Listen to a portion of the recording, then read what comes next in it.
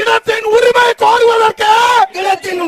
கோருவதற்கு பட்டா வேண்டாம் சிட்டா வேண்டாம், பட்டா வேண்டாம் சிட்டா வேண்டாம், பட்டா வேண்டாம் சிட்டா வேண்டாம், பட்டா வேண்டாம் சிட்டா வேண்டாம், பத்திரம் வேண்டாம் பட்டா வேண்டாம், பத்திரம் வேண்டாம் பட்டா வேண்டாம். மதவெறி மட்டும் போதுமா? மதவெறி மட்டும் போதுமா? மானங்கெட்ட மத்திய அரசு, மானங்கெட்ட மத்திய அரசு. மதவெறி மட்டும் போதுமா? மதவெறி மட்டும் போதுமா? மானங்கெட்ட மத்திய அரசு, மானங்கெட்ட மத்திய அரசு. சீ சீ வெட்கக்கேடு, சீ சீ வெட்கக்கேடு, தூ தூ மானக்கேடு, தூ தூ மானக்கேடு, சீ சீ வெட்கக்கேடு, சீ சீ வெட்கக்கேடு, தூ தூ மானக்கேடு, தூ தூ மானக்கேடு. பொய்யை சொல்லி உருட்டுறானே, பொய்யை சொல்லி உருட்டுறாளே, பொய்யை சொல்லி புரட்டுறானே, பொய்யை சொல்லி புரட்டுறாளே, மசூதிகளை அபகரிப்பது, மசூதிகளை அபகரிப்பது, மானக்கேடு மானக்கேடு, மானக்கேடு மானக்கேடு. ஆட்சி செய்த கூட்டம் இது, ஆட்சி செய்த கூட்டம் இது. அடக்கியால நினைக்காது, அலட்சியால நினைக்காது. ஆட்சி செய்த கூட்டம் இது, ஆட்சி செய்த கூட்டம் இது. அடக்கியால நினைக்காது, அடக்கியால நினைக்காது. பாபர் மசூதி பாணியிலே பாபர் மசூதி பாணியிலே இன்னொரு பள்ளியை அபகரிக்க இன்னொரு பள்ளியை அபகரிக்க கனவில் கூட நினைக்காது, கனவில் கூட நினைக்காது. ஆட்சி செய்த கூட்டம் இது, ஆட்சி செய்த கூட்டம் இது. கனவில் கூட நினைக்காது, கனவில் கூட நினைக்காது. விடமாட்டோம் விடமாட்டோம், விடமாட்டோம் விடமாட்டோம். பாபர் மசூதி பாணியிலே பாபர் மசூதி பாணியிலே வேறொரு பள்ளியை கை வைக்க வேறொரு பள்ளியில் கை வைக்க விடமாட்டோம் விடமாட்டோம், விடமாட்டோம் விடமாட்டோம். எங்கள் உயிர் போனாலும் எங்கள் உயிர் போனாலும் விடமாட்டோம் விடமாட்டோம், விடமாட்டோம் விடமாட்டோம். பாதுகாப்பில்லை பாதுகாப்பில்லை, பாதுகாப்பில்லை பாதுகாப்பில்லை, பாதுகாப்பில்லை பாதுகாப்பில்லை, பாதுகாப்பில்லை பாதுகாப்பில்லை. மோடியின் காட்டு தர்பாரிலே மோடியின் காட்டு தர்பாரிலே பள்ளி வாசலுக்கு பாதுகாப்பில்லை, பள்ளி வாசல்களுக்கு பாதுகாப்பில்லை, பள்ளி வாசலுக்கு பாதுகாப்பில்லை, பள்ளி வாசல்களுக்கு பாதுகாப்பில்லை, நாட்டு மக்களுக்கும் பாதுகாப்பில்லை. நாட்டு மக்களுக்கும் பாதுகாப்பில்லை. கண்டிக்கிறோம் கண்டிக்கிறோம், கண்டிக்கிறோம் கண்டிக்கிறோம். கான் வாபி மசூதியை யான் வாபி மசூதியை அபகரிக்க துடிக்கும் அராஜகத்தை அபகரிக்க துடிக்கும் அராஜகத்தை வன்மையாக கண்டிக்கிறோம். வன்மையாக கண்டிக்கிறோம். நீதி இல்லையா நீதி இல்லையா, நீதி இல்லையா நீதி இல்லையா, இந்த நாட்டில் நீதி இல்லையா, இந்த நாட்டில் நீதி இல்லையா. ஆபத்து ஆபத்து, ஆபத்து ஆபத்து, மதவெறி அரசியல் ஆபத்து, மதவெறி அரசியல் ஆபத்து, ஆபத்து ஆபத்து, ஆபத்து ஆபத்து, மதவெறி அரசியல் ஆபத்து. மதவெறி அரசியல் ஆபத்து. அன்பிற்குரிய சகோதரர்களே சகோதரிகளே, வியாபார பெருமக்களே, தாய்மார்களே, பெரியோர்களே, அரசு அதிகாரிகளே, தமிழ்நாடு தௌஹீத் ஜமாத் திருப்பூர் மாவட்ட நிர்வாகத்தின் சார்பாக ஒரு அமைதி பேரணியை நடத்துவதற்கு நாம் திட்டமிட்டு இருந்தோம். காவல்துறை அதை தற்பொழுது ஒரு மாபெரும் கண்டன ஆர்ப்பாட்டமாக மாற்றியிருக்கிறது. அல்லாஹ் அக்பர்.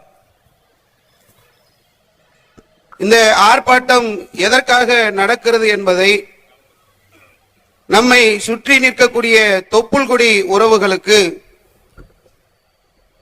காரணத்தை நாம் விளக்க வேண்டிய தேவையும் இருக்கிறது. ஆளக்கூடிய ஆட்சியாளர்களுக்கு நாம் சொல்ல வேண்டிய செய்திகளும் இருக்கின்றது. முஸ்லிம்கள் 5 வேளை தொழுகை நடத்தக்கூடியவர்கள், ஒவ்வொரு தொழுகைக்காகவும் பள்ளிவாசலுக்கு செல்வார்கள். முஸ்லிம்களுடைய ஆன்மாவோடு கலந்தது இறை இல்லமாக இருக்கக்கூடிய பள்ளிவாசல்கள். இந்தியாவிலே உள்ள முஸ்லிம்கள் தங்களுடைய வாழ்க்கையிலே மறக்க முடியாத ஒரு சம்பவம் இந்தியாவிலே அரங்கேறியது என்று சொன்னால் 1992 பாபர் மசூதி இடிக்கப்பட்டதை சொல்லலாம். பல ஆண்டுகளை கடந்த பிறகும் அந்த ரணம் இன்னும் முஸ்லிம்களுக்கு ஆறிய பாடில்லை. 450 ஆண்டு காலங்கள் அல்லாஹ்வை வணங்கிக் கொண்டிருந்த முஸ்லிம்கள் வணக்க வழிபாடுகள் செலுத்திக் கொண்டிருந்த ஒரு இறை இல்லத்தை பாசிச பயங்கரவாதிகள் இடித்து தரைமட்டமாக்கினார்கள். இப்படி தரைமட்டமாக்கிய பிறகு அடுத்து காசி பாக்கிகே, மதுரா பாக்கிகே அப்படின்னு சொல்லி கிட்டத்தட்ட ஒரு 3000 பள்ளிவாசல்கள் பட்டியலில் இருக்கிறது என்று சொன்னார்கள். கர்நாடகாவில் பாஜகவை சார்ந்த ஒருத்தர் சொன்னாரு, அது 3000 அல்ல 26,000. 26,000 பள்ளிவாசல்களை நாங்கள் இடிக்க போகிறோம் என்று கங்கணம் கட்டிக்கொண்டு பாசிச பாஜகவினர் இன்று பயணம் செய்து கொண்டிருக்கிறார்கள். அதுல இப்பொழுது பாராளுமன்ற தேர்தல் நெருங்கிவிட்டதனால் கியான்வாபி பள்ளிவாசலை கையில் எடுத்திருக்கிறார்கள். அதுக்கு ஒரு காரணம் ஒன்று சொல்றாங்க. அவுரங்கசீப் ஆட்சி செய்கின்ற போது காசி விஸ்வநாதர் கோயிலை இடித்து அங்கு கியான்வாபி பள்ளி கட்டப்பட்டிருக்கிறது. இந்த காரணத்தை சொல்லி ஆரம்பத்தில் சொன்னாங்கல்ல, பாபர் வந்தாரு, ராமர் கோயிலை இடிச்சாரு, அங்க மசூதியை கட்டினாரு, அதுதான் பாபர் மசூதின்னு ஒரு பெரிய முழு பொய்ய ஒரு பூசணிக்காவை சோத்துல மறைக்கிற மாதிரி, பூசணிக்காவை இல்ல பூசணிக்காய் தோட்டத்தையே சோத்துல இந்த பாஜக காரங்க மறைச்சாங்கல்ல, அந்த மாதிரி அவுரங்கசீப் ஒரு கோயிலை இடித்தார். அவுரங்கசீப் கோயிலை இடித்தாரா? இப்ப நம்ம பதில சொல்லலாம். சொன்ன உடனே சங்கிங்க என்ன பண்ணுவாங்கன்னா, டிஎன்டிஜே மாநில செயலாளரே சொல்லிவிட்டார். அவுரங்கசீப் என்ன பண்ணாரு? இந்து பண்டிட்டுகள் காசி விஸ்வநாதர் கோயிலை அவுரங்கசீப்பிடம் இடிக்க சொன்னார்கள். நோட் பண்ணிக்க. இந்து பண்டிட்கள் அவுரங்கசீப்பிடம் கோயிலை இடிக்க சொன்னார்கள். இந்து மன்னர்கள் அவுரங்கசீப்பிடம் கோயிலை இடிக்க சொன்னார்கள். இந்து ராஜபுத்திரர்கள் அவுரங்கசீப்பிடம் கோயிலை இடிக்க சொன்னார்கள். இந்து ராணிகள் அவுரங்கசீப்பிடம் கோயிலை இடிக்க சொன்னார்கள். எழுது, இத பரப்புடா. அவுரங்கசீப் கோயில் இடிச்சாரு, அவுரங்கசீப் கோயில் இடிச்சாரு, அவுரங்கசீப் கோயில் ஏன் இடிச்சாரு? யார் இடிக்க சொன்னது? இந்து பண்டிட்டுக்கு இடிக்க சொன்னாங்க, இந்து ராஜபுத்திரர்கள் இடிக்க சொன்னாங்க, இந்து அரசர்கள் இடிக்க சொன்னாங்க, இந்து ராணிகள் இடிக்க சொன்னாங்க, இந்து மக்கள் இடிக்க சொன்னார்கள். ஏன் இடிக்க சொன்னாங்க? வாரணாசியில அவுரங்கசீப் பயணம் செய்யறார். அவரோட நிறைய இந்து மன்னர்கள், இந்து அரசிகள், இந்து மகாராணிகள், இந்து மக்கள் எல்லாம் அப்ப பயணம் செஞ்சாங்க. அவுரங்கசீப்னா ஒரு பெரிய கொடுங்கோலன் மாதிரியும் இந்துக்களுக்கு எதிரி மாதிரியும் இப்படி திட்டமிட்டு பரப்பி கொண்டிருக்கிறார்கள். அவர் வாரணாசியில பயணம் செய்யக்கூடிய அந்த நேரத்தில் ஒரு கோவிலில் நாங்க இங்க போய் நாங்கள் புனித நீராடி போகிறோம், இந்த கோயிலில் வழிபாடு நடத்த போகிறோம் என்று சொல்லி இந்துக்கள் அனுமதி கேட்கிறாங்க. அவுரங்கசீப் அனுமதி கொடுக்கிறார். அங்க போய் புனித நீராட போனதுல கட்சி மகாராணி, நிறைய ராணிகள் போனாங்க, எல்லோரும் போய்விட்டு திரும்பி வந்து விட்டார்கள். கட்சி மகாராணி மட்டும் வரல, கிளம்ப முடியல. ஒரு மகாராணியை காணோம், தேடு. எல்லா இடங்களிலும் தேடினார்கள். ஒரு இடத்துல போனா ஒரு பாதாள அறை இருக்கிறது. பிள்ளையார் உருவ சிலையை வைத்து அந்த பாதாள அறையை திறக்கக்கூடிய சாவியை வைத்திருந்தார்கள்.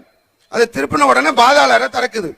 ஃபுல்லா தேடு தேடுன்னு தேடி கட்சி மகாராணியை அந்த பாதாள அறைக்குள்ளே அறை நிர்வாணமாக மானபங்கப்படுத்தப்பட்டு கற்பழிக்கப்பட்டு சீரழிக்கப்பட்டு சின்னாபின்னமாக்கப்பட்டு அந்த மகாராணியை மீட்டெடுக்கிறார்கள்.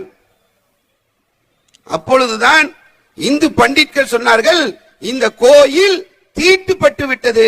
அவுரங்கசீப் சொல்லல, முஸ்லிம் மன்னர் சொல்லல, இந்து ராஜாக்கள் சொன்னார்கள், இந்து ராணிகள் சொன்னார்கள், இந்து ராஜபுத்திரர்கள் சொன்னார்கள், கோயில் தீட்டுப்பட்டு விட்டது, இதை இடிக்க வேண்டும், இப்படி இருக்கக்கூடாதுன்னு சொல்லி இடித்து கோயிலை கட்ட சொன்னாங்க.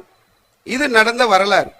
இப்ப என்னவா, அவர் தான் இடிச்சாரு, இடிச்சிட்டு பாபர் மசூதிய அந்த இடத்துல கியான்வாபி மசூதியை கட்டிட்டாரு. அதாவது வரலாற்று ஆய்வாளர் பாண்டே, பாண்டே உடனே உங்களுக்கு இந்த தந்தி டிவில ஒரு சங்கி இருந்தார முன்ன அவரு நினைப்புக்கு வந்துருவார். அவர் இல்ல, PN பாண்டே என்று சொல்லக்கூடிய ஒடிசாவுடைய ஆளுநராக இருந்தவர், MLA-வாக இருந்தவர், மேயராக இருந்தவர், பாராளுமன்ற மக்களவையினுடைய உறுப்பினராக இருந்தவர் PN பாண்டே, டாக்டர் பிசம்நாத் பாண்டே. மிகப்பெரிய ஒரு சுதந்திர போராட்டத்தில் கலந்து கொண்டிருந்தவர், மிகப்பெரிய ஒரு ஆய்வாளர், வரலாற்று ஆசிரியர். அவுரங்கசீப்புடைய வரலாறை அவர் எழுதி வைத்திருக்கிறார். இந்து மந்திர் அவுரங்கசீப் கே பராமீன் அப்படின்ற ஒரு புத்தகத்தை KN பாண்டே எழுதி வச்சிருக்கிறார். முஸ்லீம் இல்லப்பா, பாய் கிடையாது. பாய் எழுதின புத்தகத்தை பேசல, PN பாண்டே எழுதின புத்தகம். அவுரங்கசீப் யார், அந்த வரலாறை தான் நான் உங்ககிட்ட சொல்றேன். எப்படி அங்கு காசி விஸ்வநாதர் கோயிலை ஏன் இடித்தார்கள், காரணம் யார்? அவுரங்கசீப் அல்ல, இந்துக்கள், இந்து மன்னர்கள். அங்கு அவருடைய மகாராணியை அந்த கோயிலில் பூசாரிகளாக இருந்தவர்கள் கற்பழித்தார்கள். பூசாரிகள் இந்த காரியத்தை செய்ததனால் அந்த கோயில் தீட்டுப்பட்டு விட்டது என்று சொல்லி இந்துக்கள் இடிக்க சொன்னார்கள். இடிச்சிட்டு வேற கோயிலை கட்டி கொடுத்துட்டார் அங்கேயே. இதுதான் நடந்த சம்பவம். காபூல்ல இருந்து கன்னியாகுமரி வரைக்கும் ஆட்சி செய்தவர் அவுரங்கசீப். இவனவோ தெருவில் போற சாதாரண ஆளு நினைச்ச அவுரங்கசீப்ப. அவர் ஒரு கோயிலை இடிக்க வேண்டும் என்று நினைத்திருந்தால் PN பாண்டே சொல்கிறார், இந்தியாவில் ஒரு கோயில் மிச்சம் இருந்திருக்காது. என்ன நீங்க வரலாறு தெரியாம பேசுறீங்களா? அவுரங்கசீப் எப்படிப்பட்ட மாமன்னனாக இருந்தவர், அவர் நினைத்திருந்தார் என்று சொன்னால் இந்தியாவில் ஒரு கோயிலை விட்டிருக்க மாட்டாரு. ஆனால் அவர் அப்படிப்பட்டவர் கிடையாது. மனித நேயத்தை விரும்பியவர், மத நல்லிணக்கத்தோடு நடந்தவர். எவ்வளவு கோயிலை கட்டி கொடுத்திருக்கிறான்னு பட்டியல போடுறாங்க. எவ்வளவு கோயிலுக்கு மானியத்தை கொடுத்திருக்கிறார் என்று சொல்லி பட்டியல் வாசிக்கிறார்கள். இவ்வளவு இருக்கக்கூடிய இந்த சூழ்நிலையில என்ன பண்றாங்க சங்கி கூட்டம்? பள்ளிவாசலை எடுக்க போறோம், காசி பாக்கிக, மதுரா பாக்கிக, அது பாக்கிக, இது பாக்கிக. வாலி, உன்னை களத்தில் சந்திக்க தமிழ்நாடு தௌஹீத் ஜமாத் தயாராக இருக்கிறது. அல்லாஹ் அக்பர். இன்னொரு பள்ளிவாசலில் கை வைக்க விட மாட்டோம். அல்லாஹ் அக்பர். வருவாரா இவர்? வாணி, நான் முஸ்லிம்களுக்கு ஒரு விஷயத்தை சொல்லிக்கிறேன். பாபர் மசூதின்னா, காசின்னா, மதுரான்னா, அத்தனை ஆயிரம் பள்ளின்றான். இப்ப கீழக்கரையில ஒரு பள்ளிவாசல் வந்து கோயிலுக்கு மேல கட்டப்பட்டிருக்குன்னு வரான். முஸ்லிம்களுக்கு நம்ம சொல்லக்கூடியது என்னன்னா, இந்திய அரசியல் சாசன சட்டம் நமக்கு வழங்கி இருக்கக்கூடிய உரிமையை படிங்க. சாதாரணமான இந்திய அரசியல் சாசன சட்டம் வகுக்கப்படலைங்க. இந்த மதவெறி பிடித்த சாவர்கர் இருந்த காலத்தில் தான் அம்பேத்கர் அரசியல் சாசன சட்டங்களை வகுத்தார். இந்த அரசியல் சாசன சட்டத்தில் IPC 104 104வது பிரிவு சொல்கிறது, ஒருவன் உங்களிடத்தில் திருட வருகிறான் என்று சொன்னால், உங்களிடத்தில் ஒருவன் வரம்பு மீறி வருகிறான் என்று சொன்னால், உங்களுக்கு ஒருவன் தொல்லை கொடுக்க வருகிறான் என்று சொன்னால் அவனை எதிர்த்து நின்று அடியுங்கள் என்று IPC 104 சொல்கிறது. IPC செக்ஷன் 105 சொல்கிறது, ஒருவன் உங்களுடைய சொத்தை அபகரிக்க வருகிறான். சொத்துக்கு சொந்தக்காரனா? ஏன் சொத்தை ஒருத்த அபகரிக்க வரான்? நான் என்ன செய்ய வேண்டும் என்று IPC சொல்கிறது.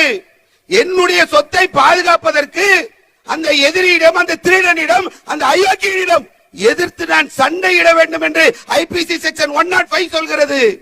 அதிகாரிக்கு தகவல் சொல்லுங்க. அதிகாரிகள் வர வரைக்கும் கையை கட்டிக்கிட்டு சும்மா நிக்காத, எடுத்து அடி அவனை, ஓட விடு அவனை என்று IPC செக்ஷன் 105 சொல்கிறது. IPC செக்ஷன் 100 சொல்கிறது, உங்களை ஒருத்தன் கற்பழிக்க வருகிறான், உங்களை ஒருத்தன் கடத்த வரான், உங்களை ஒருத்தன் தாக்க வரான், வரவனு சும்மா பார்த்துட்டு இருக்காது. கற்பழிக்க வரானா, அடிக்க வரானா, உதைக்க வரானா, கடத்த வரானா, அடி அவனு. அல்லாஹ் அக்பர். அவன் செத்தாலும் உங்கள் மீது குற்றம் இல்லை என்று சொல்லி IPC செக்ஷன் நமக்கு சொல்லி தருது. வருவாரா, அபகரிப்பாரா, போவாரா, சும்மா இருப்பாங்களா முஸ்லிம்கள்? வழிபாட்டு தலங்களை தொடர்ச்சியாக கை வைக்க பாசிச சக்திகள் இன்னைக்கு முயற்சி செய்து கொண்டிருக்கிறார்கள். அதுல ஒண்ணுதான் என்ன, கேன்வாபி பள்ளி, அவருடைய தெற்கு பகுதியில ஒரு பாதாள அறை ஒண்ணு இருக்கு. அதுல வந்து சைலேந்திர குமார் பதாக் என்று சொல்லக்கூடிய ஒருத்தர் என்ன பண்றாங்க, இங்க வந்து எங்களுடைய முன்னோர்கள் பூஜை செஞ்சாங்க. பூஜை செஞ்சதெல்லாம் இல்ல, சும்மா அள்ளி விடுறதுதான். அள்ளி விட்டு இங்க முன்னோர்கள் பூஜை செஞ்சாங்க, எங்களுக்கு பூஜை செய்யறதுக்கு அனுமதி கொடு அப்படின்னு சொல்லி கேட்கிறாங்க. இந்த மாதிரி நிறைய வழக்குகளை கேன்வாபில தொடர்ந்து போட்டுக்கிட்டே இருக்கிறாங்க. ஒரு 5 பெண்கள் வந்தாங்க, அங்க கௌரி அம்மன் சிலை இருந்தது, வணங்கறதுக்கு எங்களுக்கு நீங்க திறந்து விடுங்க, நாங்க போக போறோம். இங்க சிவன் கோயில் இருந்தது, இதை வந்து அகழ்வாராய்ச்சி செய்யணும் அப்படின்னு ஒரு வழக்கு. இங்க சிவலிங்கம் இருக்கிறது, இது எங்களுக்கு சொந்தமானது, இது சிவன் கோயில் அப்படின்னு ஒரு வழக்கு. தொல்லியல் துறைவுக்கு ஆய்வுக்கு திறந்து விடு என்று சொல்லி அப்படி ஒரு வழக்கு. அஜய் கிருஷ்ண விஸ்வேஷ் என்று சொல்லக்கூடிய ஒரு நீதிபதி ஒரு தீர்ப்பு வழங்குறார். ஒரு வாரம் டைம், அதுக்குள்ள அங்க கோயிலுக்கு அனுமதி கொடுக்கணும். மாவட்ட நிர்வாகம் என்ன பண்ணணுமா, கோயிலுக்கு அங்க அனுமதியை கொடுங்க. பள்ளிவாசலுடைய பாதாளார அங்க ஒருத்த வழிபாடு செய்யறதுக்காக அனுமதி கேட்கிறான். நீதிபதி என்ன பண்றாரு, அங்க திறந்து விடுங்க, ஒரு வாரம் தான் டைம், அதற்குள்ள நீங்கள் அங்க வழிபாடு செய்வதற்கு அனுமதி தர வேண்டும். தொல்லியல் துறைக்கு ஏற்கனவே ஒரு ஆர்டர் போட்டார் அதே நீதிபதி, நாளைக்கு ரிட்டையர்டு, இன்னைக்கு ஆர்டர் போட்டுட்டு போய்கிட்டே இருக்கிறார். நம்ம கேட்கறது என்னன்னு சொன்னா, பாபர் மசூதி விஷயத்துல என்னெல்லாம் பண்ணீங்க? பாபர் மசூதி விஷயத்துல அங்க ராமர் பிறந்தாரு நீங்க, ராமர் திடீர்னு மேல வந்துட்டாரு நீங்க, ராமர் அங்க விஸ்வரூபம் எடுத்துட்டாரு நீங்க, அவரே அங்க பரிணாமம் அடைஞ்சிட்டாரு நீங்க, என்னென்னவோ சொல்லி பாபர் மசூதி அபகரிக்கிறதுக்கான பல முயற்சிகள்ல சங் பரிவார சிந்தனை கொண்டவர்கள் முயற்சி பண்ணாங்க. அப்போ இந்தியாவுல எல்லாமே பேசின விஷயம் என்னன்னா, பாபர் மசூதி பிரச்சனை இன்னைக்கு நேத்து பிரச்சனை இல்ல, 1800களில் இருந்து வரக்கூடிய பிரச்சனை அப்படின்னா 1800ல ஆரம்பிச்சிட்டானுங்களாம் பாபர் மசூதி பிரச்சனையை. 1948கள்ல தான் அங்க சிலை வைக்கப்பட்டு வழக்கு தொடக்கப்படுது. இப்படியே ஒரு நீண்ட பிரச்சனை வந்தது. இப்போ அந்த பிரச்சனை வரும்போது என்ன சொன்னீங்க? 1992 பாபர் மசூதி இடிக்கப்பட்ட போது அப்பொழுது பிரதமராக இருந்த நரசிம்மராவ் சொன்னார், தப்பு நடந்துருச்சு, அக்கிரமம் பண்ணிட்டாங்க, இடிப்பாங்கலாம் நினைக்கல, ஏதோ வரன்னாங்க, ஏதோ பூச்சாண்டி காட்டுறாங்க போல, நிறைய அன்னைக்கு இந்து சாமியார்கள்லாம் சொன்னாங்க. அப்படி பாபர் மசூதி இடிச்சாங்க, ராமர் கோயில் கட்டக்கூடாது, ராமருடைய சிலை எங்க இருந்தாலும் அங்க நம்ம கோயிலை எழுப்பலாம் என்று சொல்லி 1992கள்ல பல இந்து சாமியார்கள் சொன்னார்கள். இடிக்க மாட்டாங்க நினைச்சோம், இடிச்சிட்டாங்க, அநியாயம் நடந்துருச்சு, அக்கிரமம் நடந்துருச்சு, இங்கு நாங்கள் ஒரு பள்ளிவாசலை மீண்டும் கட்டி தருவோம் என்று சொல்லி நரசிம்மராவ் சொன்னார். சொன்னாரா? சொன்னார். இது பல நூறாண்டுகள் உள்ள பிரச்சனை, இது பாபர் மசூதி அவ்வளவு ஈஸியா தீர்க்க முடியாது என்று சொல்லி 1991 பாராளுமன்றத்தில் பேசுறாங்க. பாபர் மசூதிக்கு இப்படி போகுது, அடுத்தடுத்து காசி மதுரான்னு வந்துட்டாங்கன்னா பிரச்சனை ஆயிரும், என்ன செய்யலாம்?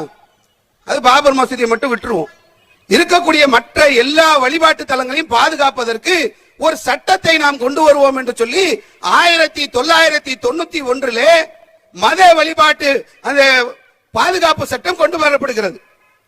மத வழிபாட்டு தலங்களை எல்லாம் பாதுகாக்கிறதுக்கு 1991 ஒரு சட்டம் கொண்டு வரப்படுகிறது.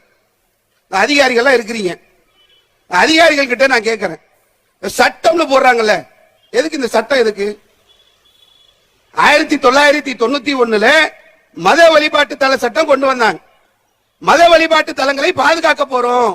1945 இந்தியா சுதந்திரம் அடைந்த போது ஒரு கோயில் இருந்தது என்று சொன்னால் அது கோயிலாகத்தான் தொடர வேண்டும். இந்தியா சுதந்திரம் அடைந்த போது ஒரு சர்ச் இருந்தது என்று சொன்னால் அது சர்ச்சாக தான் தொடரணும்.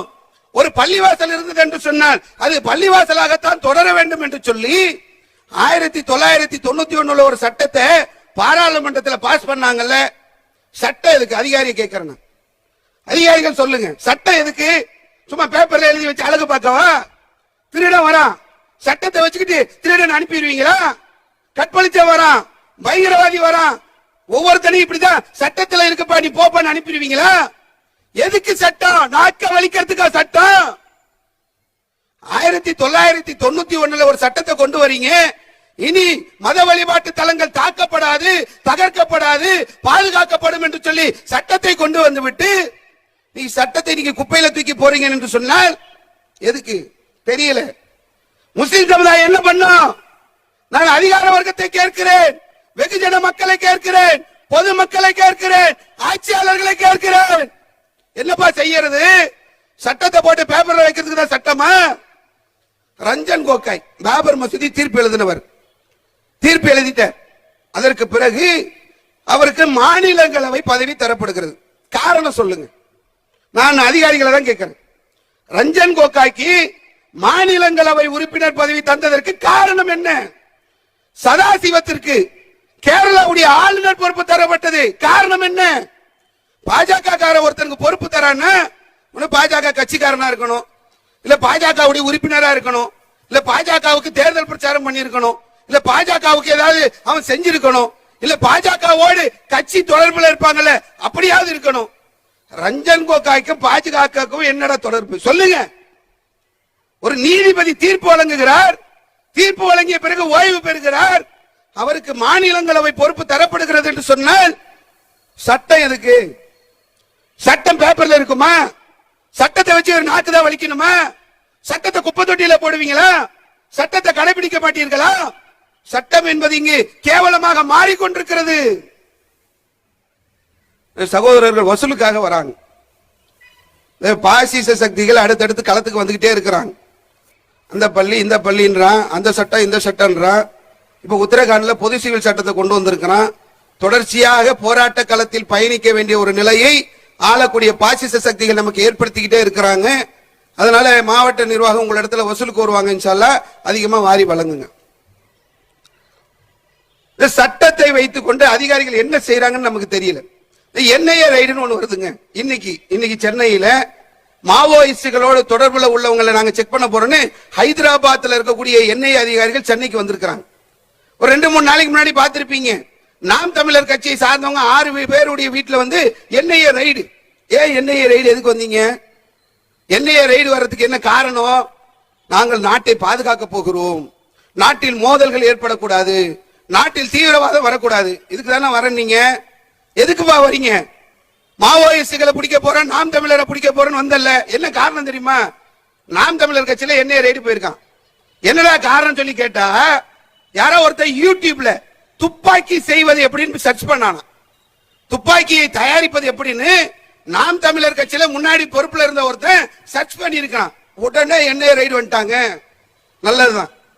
ஒருத்தர் துப்பாக்கியை தயாரிக்க போறோம்னா உடனே பாஞ்சு பிடிக்கிறீங்க பாருங்க. அதிகாரிகளுக்கு பாராட்டுக்கள். தடுக்கணும்னு நினைக்கிறீங்க, சந்தோஷம். நான் ஒரு லிஸ்ட் தரேன். இந்த அதிகாரிகள் இந்த லிஸ்டை எடுத்துக்குங்க. ஆயுதம் தாங்கிய பெண்கள் அமைப்பு கூகுள்ல போடு. இந்த பேர் கூட சொல்றேன், துர்கா வாகினி. துர்கா வாகினின்னு சொல்லி கூகுள்ல போட்டு சர்ச் பண்ணு. பெண்கள் எல்லாம் துப்பாக்கி வச்சுட்டு நிக்கிறாங்க. ஒரு துப்பாக்கியை தயாரிப்பது எப்படின்னு சொன்ன என்ஐஏ ரைடு வருமா? துப்பாக்கி பயிற்சி தருகிறார்கள். என்ஐஏ போனாங்களா? ரைடு நடத்திட்டீங்களா? சட்டம் எதுக்குப்பா? சட்டத்தை பேப்பர்ல போட்டு நாக்க வலிக்க போறியா? யாரு துப்பாக்கி எடுக்கிறானோ அங்க போய் நில்லு. அர்ஜுன் சம்பத் ஆயுத பூஜை போட்டிருக்காரு. ஆயுத பூஜையில என்ன பண்ணுவாங்க? ஆயுத பூஜை எல்லா மக்களும் நம்ம தொப்புள் கொடி உறவுகள் செய்யறாங்க, பாக்கிறோம். அர்ஜுன் சம்பத் ஆயுத பூஜை போறாரு, லைனா துப்பாக்கி. ஒரு பெரிய ராணுவ வீர தளபதி அவரு.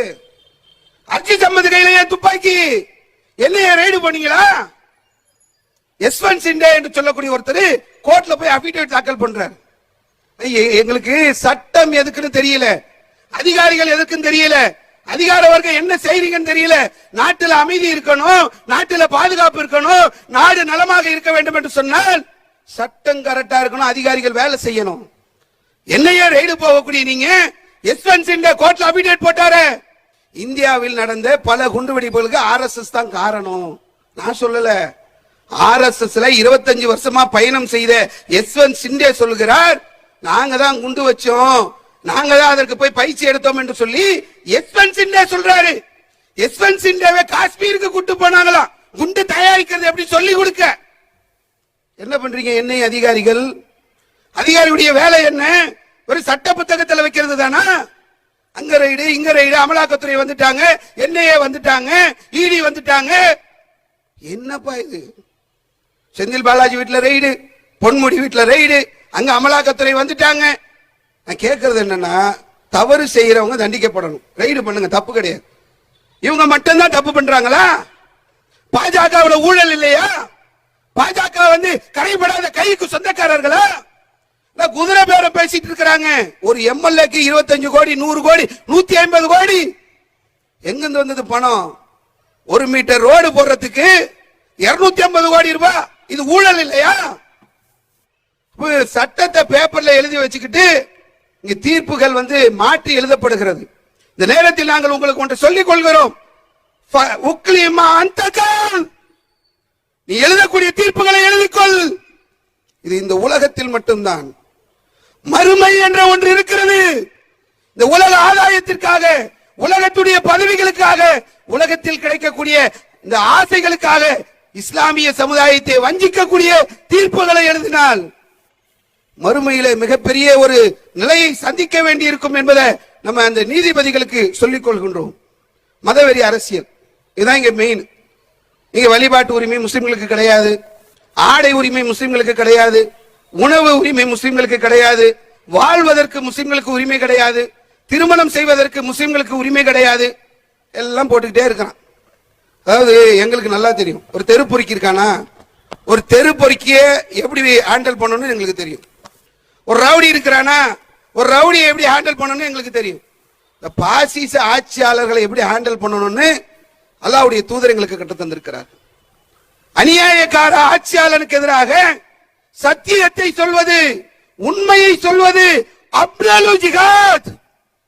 அதுதான் ஜிகாது. நீ நினைக்கிற எங்களை ஜிகாதிகள் ஜிகாதிகள் தப்பா பேசுற.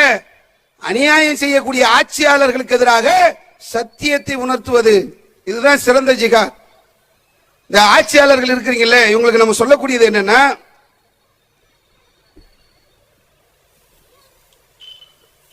இவங்களுக்கு இந்த ஆட்சியாளரை பொறுத்தவரையிலும் அவங்க மனநிலை எப்படின்றத சொல்லிடுறேன். அவன் மண்டையில சூடாயிரும். எப்ப தெரியுமா? நம்ம இப்படி கூடிட்டேன்னு வைங்களேன், அமித்ஷா மண்டையில அப்படியே புழு ஓட ஆரம்பிச்சிடும், தாங்க முடியாது. இவர்கள் ஜனநாயக ஆர்ப்பாட்டத்தை கையில் எடுக்கிறார்கள் என்று சொன்னால் அவனால தூங்க முடியாது. சிஏஏன்னு சொல்லக்கூடிய ஒரு கருப்பு சட்டத்தை அரங்கேற்றிய போது ஷாகின் பாக் பகுதியில் உட்கார்ந்தோம், அவனால தாங்கல, துடிக்கிறான். ஐயோ, அந்த பிஏ கூப்பிடு, அந்த பாட்டியம்மாவை கூப்பிடு. நாட்டுடைய உள்துறை அமைச்சர் பாட்டியம்மா கூட போய் பேசிட்டு இருக்கான். என்ன காரணம்? ஜனநாயக போராட்டம் என்பது அவர்களை ஆட்டி வைத்து விடும். உதாரணத்துக்கு ஒன்னே ஒண்ணு சொல்றேன் கேளுங்களேன். ஒரு 8 வருஷத்துக்கு முன்னாடி போனீங்கன்னா இந்தியாவில், குறிப்பா தமிழகத்துல ஜல்லிக்கட்டு விளையாட்டு விளையாடக்கூடாது. மாடு பிடிக்கிறாங்கல்ல, அது செய்யக்கூடாது. ஏன்? சட்டப்படி குற்றம்.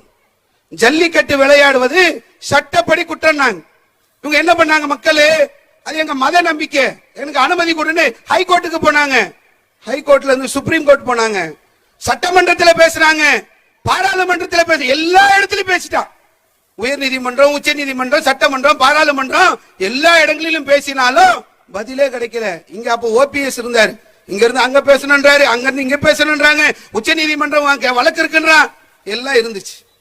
மக்கள் மெரினா கடற்கரையில் கூடினார்கள். இன்னைக்கு என்ன நிலைமை? தமிழக அரசு ஊர்வலம் நடத்துறாங்க, ஊர்வலத்தில் ஜல்லிக்கட்டு சேர்ந்து ஊர்வலமாக செல்கிறது. இந்த மக்கள் போராட்டம் என்பது ஆட்சியாளருடைய மண்டையில சூடை ஏற்படுத்தும். நீ என்ன மாதிரியான வழியில் வந்தாலும், எப்படியாக வன்முறையை தூண்ட வந்தாலும், நாங்கள் ஜனநாயக வழியிலே, ஜனநாயக போராட்டங்கள் அடிப்படையிலே அத்தனையும் முறியடிப்போம் இன்ஷா அல்லாஹ். நம்ம வெகுஜன மக்களுக்கு சொல்லிக்கிறோம். பாபர் மசூதி நீங்க, அதுக்கப்புறம் ஒண்ணும் இருக்காதுன்னு நீங்க, அடுத்து இப்ப காசி, அடுத்து மதுரா, அடுத்து ஆயிரக்கணக்கான பள்ளிவாசல், இப்படி தொடர்ச்சியா வராங்க.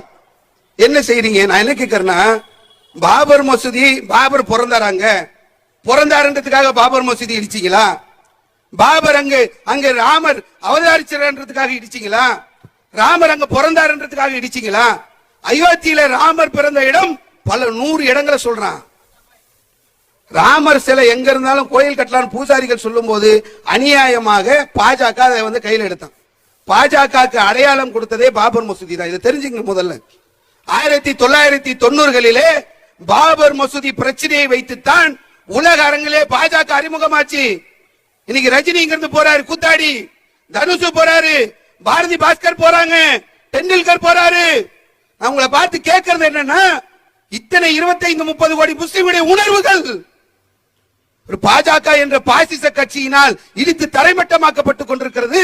அடுத்தடுத்த பள்ளிகளை, பள்ளிவாசல்களை, வழிபாட்டு தலங்களை குறிவைத்துக் கொண்டிருக்கிறார்கள். மௌனமா இருக்கிறீங்களே. ரஜினி எப்படி போய் கலந்துக்கிறாரு, தனுஷ் எப்படி போய் கலந்துக்கிறாரு, வெகுஜன மக்கள் எப்படி அமைதியா இருக்கிறீங்க?